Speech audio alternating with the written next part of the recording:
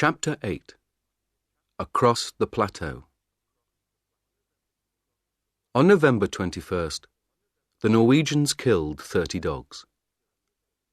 They were happy, Amundsen said, and now they're going to die quickly. We need 3 sledges and 18 dogs to go to the pole. When the dogs were dead, the other dogs ate them. The men ate them too. They were good friends, Bjaaland wrote in his diary, and now they are good food. 2 days later, the dogs were fat. Then, in a snowstorm, they began their journey again. After the snowstorm, there was fog, and in the fog, they got lost on an ice river with hundreds of big holes in it. They could see nothing, and it was very dangerous.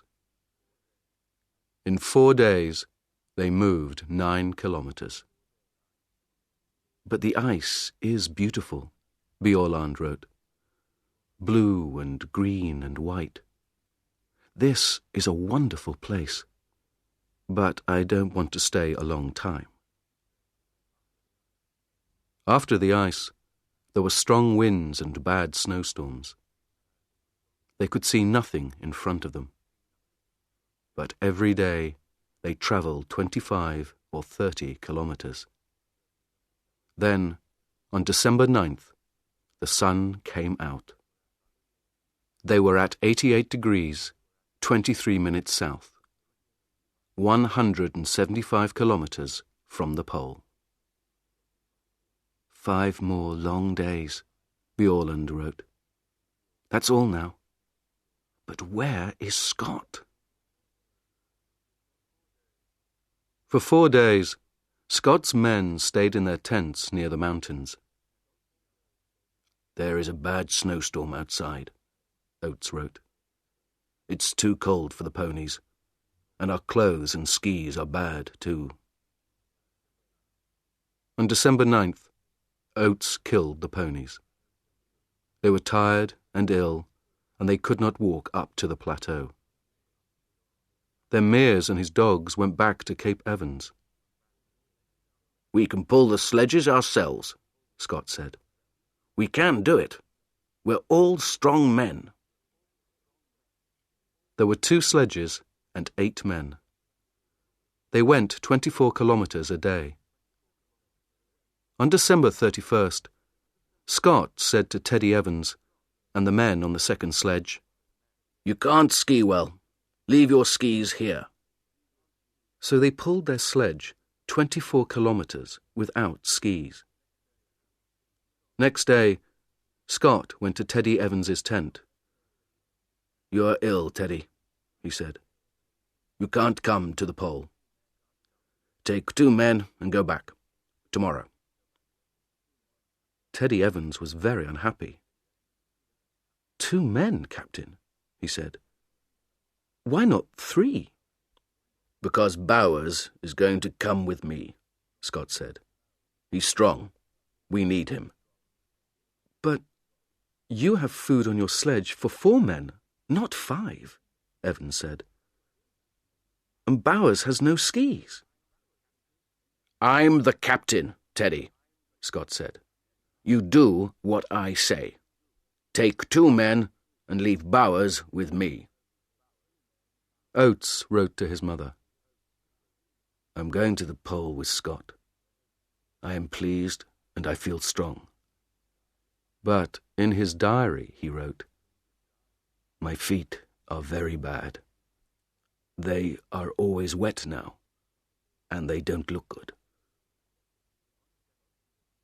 On January 4th, Scott's men left Teddy Evans and went on. Scott, Oates, Wilson and Edgar Evans had skis, but Bowers did not. They were 270 kilometers from the pole. December 14th, 1911, was a warm, sunny day. 5 Norwegians skied over the beautiful white snow. It was very quiet. No one spoke. They were excited and happy. 6 more kilometers, Bjaaland thought. Is there a British flag? I can't see a flag, but... Look, Hassel said. What's that over there? Bjaaland left his sledge and skied quickly away over the snow. What is it? He thought. Is it... No.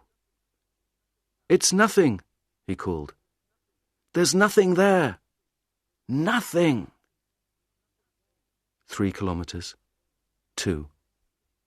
Roald, Hansen called to Amundsen. Go in front of me, please. It helps my dogs. That's not true, Bjaaland thought. His dogs are running well today. But Hansen wants Amundsen to be first. The first man at the South Pole.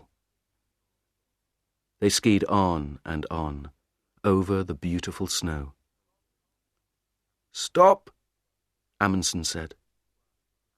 He waited quietly for his men. This is it, he said. Bjaaland looked at him. But there's nothing here, he said. Amundsen smiled. Oh, yes, there is, he said.